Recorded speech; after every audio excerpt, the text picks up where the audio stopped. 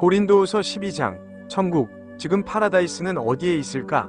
그러면 낙원이란 무엇일까? 육체의 가시가 있음. 바울의 육체의 가시는 무엇이었나요? 신자들은 이미 죄를 지었습니다. 그게 무슨 뜻이에요? 오늘은 고린도후서 12장을 공부해 보겠습니다. 하지만 먼저 우리가 구원받았는지 확인합시다. 구원을 받으려면 우리는 복음을 믿어야 합니다. 저는 바울임을 선포합니다. 복음으로 여러분은 구원을 받습니다. 곧 그리스도께서 성경대로 우리 죄를 위해 죽으셨고 장사 지낸 후 성경대로 사흘 만에 다시 살아나셨다는 것입니다. 고린도전서 15장 1절부터 4절까지. 그러므로 우리는 그리스도께서 십자가에 못 박혀 우리 죄를 위해 죽으셨고 그 무덤에 묻히셨으며 사흘 만에 다시 살아나셨다는 것을 믿어야 합니다. 왜냐하면 지옥은 실제로 존재하기 때문입니다. 그러나 예수께서는 피할 길을 만드셨고 지상을 다니시면서 말씀하셨습니다. 사람이 온 세상을 얻고도 제 영혼을 잃으면 무슨 유익이 있겠느냐. 마크 8장 36절. 그러니 우리 자신의 영혼을 잃지 않도록 주의합시다. 자신이 구원받았는지 확신할 수 없다면 로마서 1장부터 5장까지 계속해서 읽어보세요. 구원받았다는 확신이 들 때까지요. 자랑한다는 것은 나에게 유익하지 않습니다. 자랑한다는 것은 자랑하는 것이니까요. 그래서 바울은 그리스도와 그리스도의 몸을 위해 겪은 고난을 자랑하는 것이 장기적으로 볼 때 유익하거나 유익하지 않다는 것을 알고 있었습니다. 저는 주님의 환상과 계시를 보게 될 것이다. 그래서 바울이 고린도후서 2장 1절에 기록된 내용을 쓴 후에 어떤 다른 계시와 환상을 보았는지 알아보고 연구하는 것은 매우 흥미로운 일입니다. 저는 14년 전에 그리스도를 믿는 한 남자를 알았습니다. 몸 안에 있는지 없는지, 몸 밖에 있는지도 제가 알 수 없지만 하나님께서는 아십니다. 그런 사람은 셋째 하늘에 올라갔습니다. 그래서 바울이 세 번째 하늘에 올라갔을 때 그는 자신이 몸 안에 있는지 몸 밖에 있는지 알지 못했습니다. 그의 영혼과 영이 올라갔고 마치 몸 안에 있는 것처럼 느껴졌기 때문입니다. 그리고 나는 그런 사람을 알고 있습니다. 육신 안에 있었는지 육신 밖에 있었는지 알 수 없습니다. 하나님께서는 그가 어떻게 낙원으로 끌려가서 말로 표현할 수 없는 말을 들었는지 아십니다. 사람이 말해서는 안 될 말입니다. 그래서 그는 낙원으로 올라갔습니다. 낙원으로 올라갔습니다. 그러므로 바울이 말한 것처럼 낙원은 세 번째 하늘에 있었습니다. 그리고 그는 무슨 말을 해서는 안 된다는 건가요? 세 번째 하늘을 설명합니다. 바울의 임무는 로마서를 빌레몬에게 쓰는 것이었습니다. 그의 이름으로 시작하는 13개의 글자는 모두 그리스도의 몸에 대한 지시입니다. 저는 그런 사람을 자랑스럽게 여길 것이다. 그러나 저는 나 자신에 대하여는 자랑하지 아니하고 오직 나의 연약함에 대하여만 자랑하리라.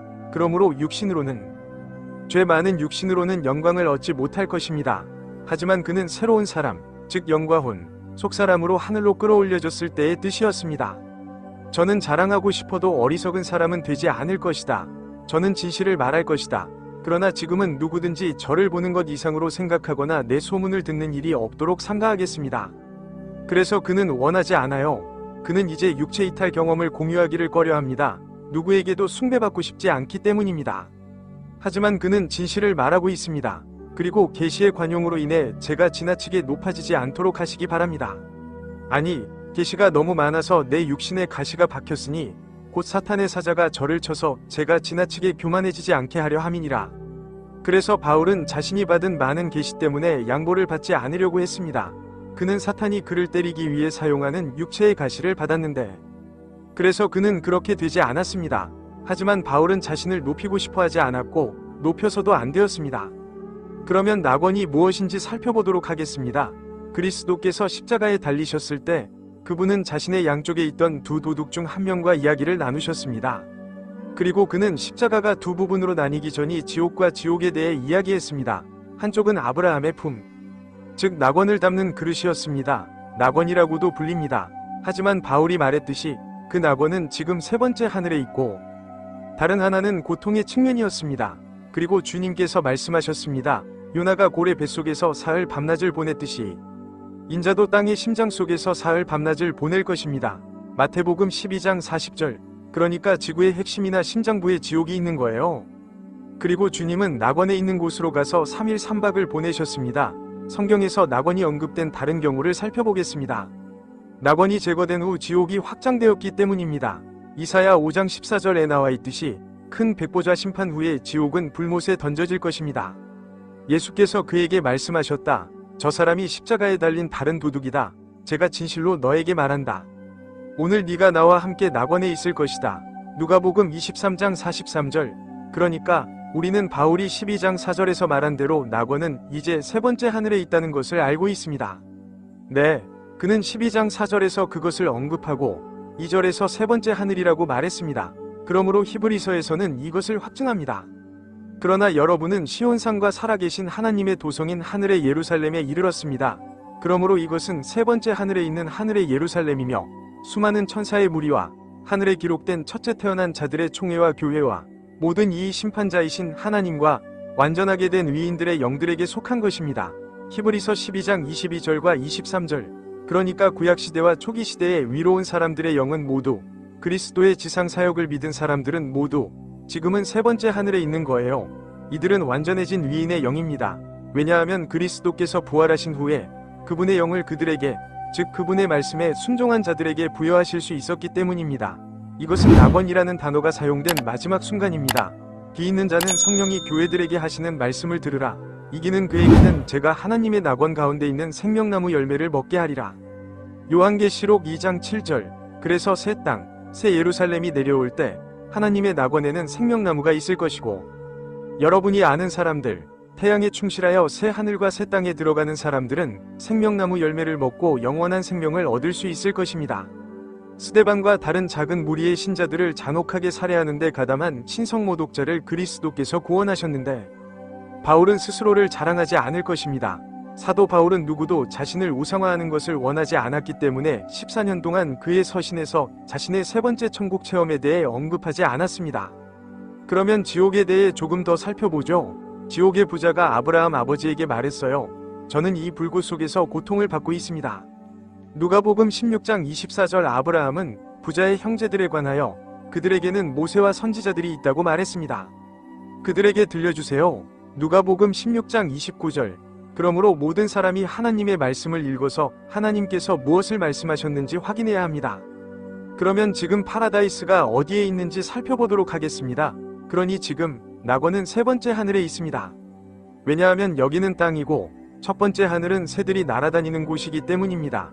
두 번째 하늘은 사탄과 타락한 천사들이 있는 곳입니다. 그리고 세 번째 하늘은 하나님의 아들이 아버지의 오른편에 앉아 있는 곳입니다. 그리고 그곳이 바로 지금의 파라다이스가 있는 곳입니다. 그러면 폴에게 무슨 일이 일어났는지 살펴보도록 하겠습니다. 그래서 사울이 사도행전 9장에서 다메섹으로 가는 길에서 주님을 뵙고 난 뒤에 아나니아가 그에게 와서 서서 나에게 말했습니다. 사울 형제님, 다시 보십시오. 그리고 같은 시간에 저는 그를 바라보았고, 그는 아나니아가 말한 것처럼 우리 조상의 하나님께서 당신을 택하셔서 당신이 그의 뜻을 알고 그 위로운 분을 보고 그의 말씀을 듣고 그의 입에서 나오는 음성을 듣도록 하셨다고 말했습니다. 사도행전 22장 13절과 14절. 그래서 바울은 다마스쿠스로 가는 길에 눈이 멀었던 것을 아나니아에게 고침을 받았습니다. 바울은 예수 그리스도께서 그에게 나타나시고 그의 음성을 듣도록 택함을 받았기 때문입니다. 그러니까 이건 바울이 눈에 문제가 있었던 때가 아니었어요. 왜냐하면 그때 그의 눈은 사도행전 9장에서 완전히 치유되었기 때문이죠. 좋아요. 그럼 이제 폴이 돌팔매질에 대해 이야기해보죠. 그리고 저는 그것이 그의 눈 문제가 시작된 곳이라고 믿습니다.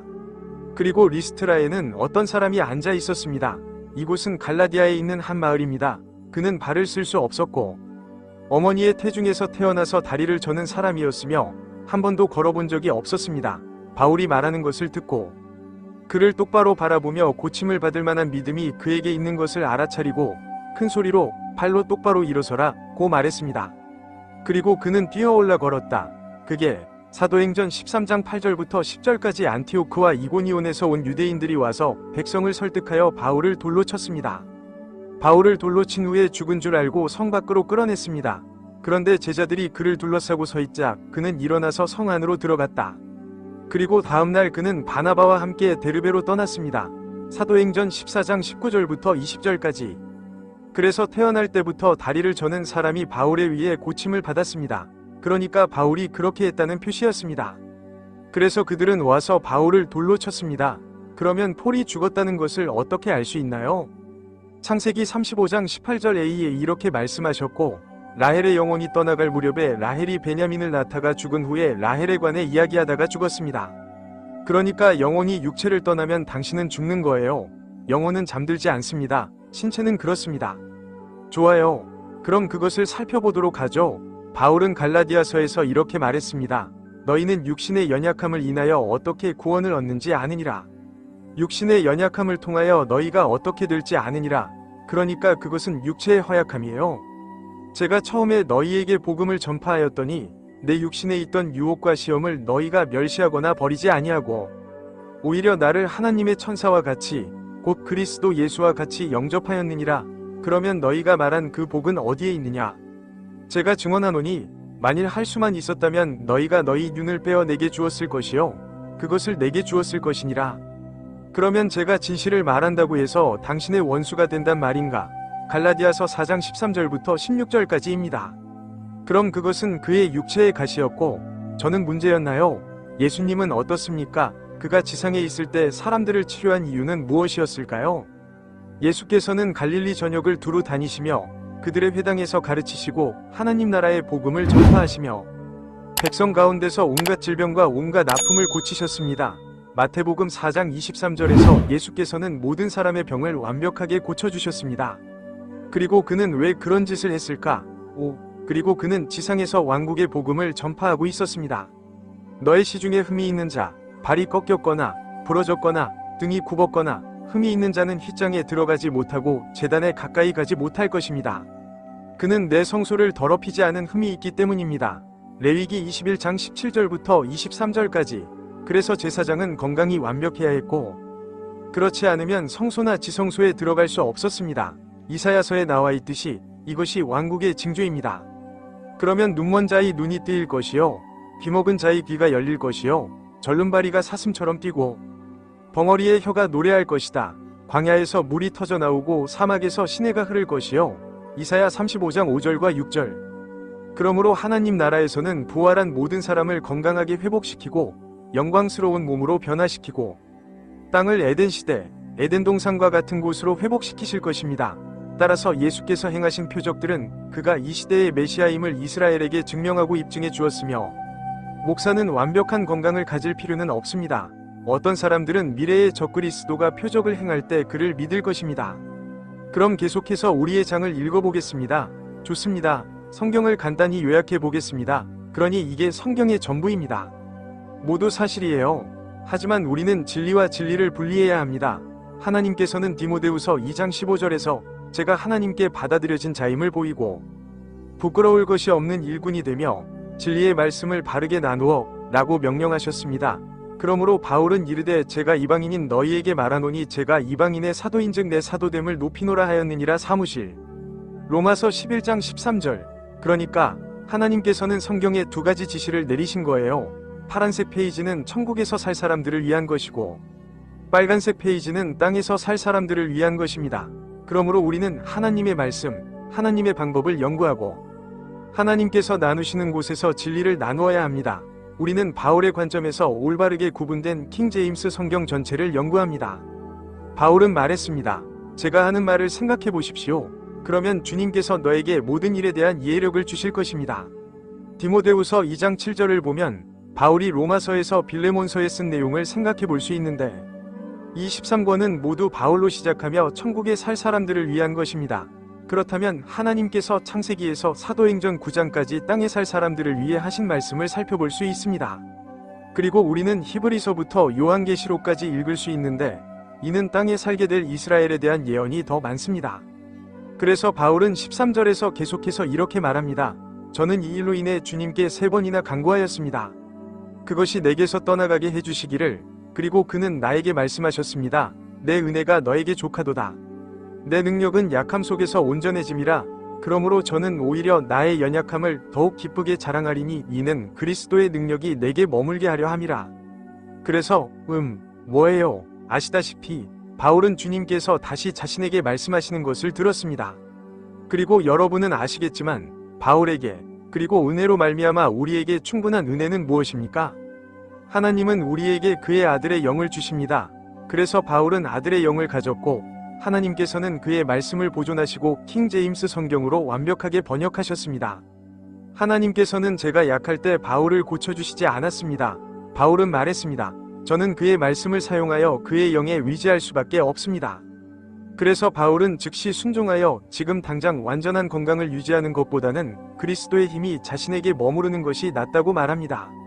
그러므로 저는 그리스도를 위하여 약함과 능욕과 궁핍과 박해와 곤란을 기뻐하노라. 제가 약할 때에야 비로소 강하니라. 그러니까 그의 육신이 약할 때, 그때 그리스도께서 그의 안에서 강하시다는 거예요. 저는 너희가 저를 자랑하도록 강요했기 때문에 어리석은 자가 되었구나. 저는 너희에게 칭찬을 받아야 했어. 저는 아무것도 아니지만 가장 뛰어난 사도들보다 조금도 뒤지지 않습니다. 그러므로 바울은 베드로와 요한과 마찬가지로 사도였습니다. 참으로 사도의 표징이로구나. 그분은 여러분 가운데서 온갖 인내와 표적과 기사와 능력을 베푸셨습니다. 고린도 교회가 다른 교회보다 열등한 점은 무엇입니까? 고린도 교회는 다른 어떤 교회보다 더 많은 은사를 가지고 있었고 유대인의 회당 바로 옆에 살았기 때문입니다. 유대인들은 표징을 요구했습니다. 다만 제가 여러분에게 짐이 되지 않았다는 것만은 인정해야 했습니다. 그는 그들에게 돈을 요구한 적이 없습니다. 용서해 주세요. 이게 잘못된 일이에요. 폴이 비꼬는 투로 말한다. 보라, 제가 세 번째 너희에게 가기를 예비하였노라. 저는 너희에게 짐이 되지 아니하리니 제가 찾는 것은 너희의 것이 아니요 오직 너희이니라. 자녀가 부모를 위해 저축하는 것이 아니라 부모가 자녀를 위해 저축해야 합니다. 그래서 바울은 세 번째로 그들을 찾아가려고 마음먹었고 이번에는 짐을 지우거나 돈을 요구하지 않았습니다. 그는 그들의 소유물을 노리는 것이 아니라 그들을 노리고 있었기 때문입니다. 그리고 부모가 자녀를 부양해야지 그 반대가 되어서는 안 됩니다. 그리고 저는 당신을 위해 기꺼이 돈을 쓰고 당신 자신도 당신을 위해 기꺼이 돈을 쓰겠습니다. 좋아요. 부모란 이런 존재죠. 그들은 자녀에게 모든 것을, 모든 에너지를 줍니다. 제가 당신을 더욱 사랑할수록 저는 당신을 덜 사랑받을 것입니다. 하지만 나는 당신에게 부담을 주지 않았습니다. 그럼에도 불구하고 저는 교활한 사람이어서 당신이 교활하게 행동하는 것을 보았습니다. 그래서 저는 당신에게 돈을 달라고 하지 않았어요. 라고 말했습니다. 그리고 지금 당신은 제가 거짓말을 하고 있다고 생각하시나요? 제가 너희에게 보낸 사람들 중에 너희에게 이득을 준 사람이 있었느냐? 저는 티투스를 원하였고 그와 함께 한 형제를 보냈습니다. 티투스가 당신을 속였나요? 걷다. 우리는 같은 정신으로 걷지 않습니다. 우리는 같은 단계에 있지 않습니다. 그럼 제가 보낸 사람들 중에 당신에게 돈을 요구한 사람이 있었나요? 안 했나요? 디도와 저는 같은 정신으로, 같은 발걸음으로 행하며 순수한 동기로 사랑으로 값없이 섬기고 같은 건전한 교리를 전합니다. 바울은 디도를 보내어 신자들에게 바울을 따르라고 전하게 했습니다. 그러니 이 장을 마치기 전에 아무것도 빠뜨리지 않았는지 확인해 보겠습니다. 하나님께서는 표적의 은사를 통해 바울의 사도직을 확증하셨습니다. 하나님께서는 바울이 이를 기록하기 전에 그리스도의 교리를 그리스도의 몸에 전하기 위해 표적의 은사를 주셨습니다. 오늘날 하나님께서는 초자연적인 방법으로 누구도 고쳐주시지 않습니다. 그는 영적으로 일하고 있습니다. 바울은 그들의 영적 복지에 대한 관심 때문에 자랑을 하지 않을 수 없었습니다. 당신은 다른 사람을 따르도록 유혹을 받기보다는 그리스도께서 내게 주신 직분을 존중했어야 했습니다. 그 선물은 유대인과 이방인들에게 하나님께서 바울을 통해 말씀하신다는 것을 보여주었습니다. 바울은 믿는 이들이 자기 말을 듣지 않으면 결국 영적인 어둠에 빠지고 그리스도께서 자신을 통해 그들에게 주신 지시를 알지 못하게 될 것이라는 것을 알았습니다. 로마서에서 빌레몬서에 따르면 나는 당신의 소유물을 원하는 것이 아니라 당신을 원합니다. 사도 바울은 그들의 영적 아버지입니다. 부모가 자녀를 부양해야지 그 반대가 되어서는 안 됩니다. 하지만 제가 당신을 더 사랑할수록 당신은 저를 덜 사랑하는 것 같아요. 그렇게 되기를 바랍니다. 저는 당신에게 아무것도 요청하지 않았지만 어떤 사람들은 아직도 제가 거짓말로 당신을 함정에 빠뜨렸다고 생각합니다. 다시 한번 장을 마무리해보자.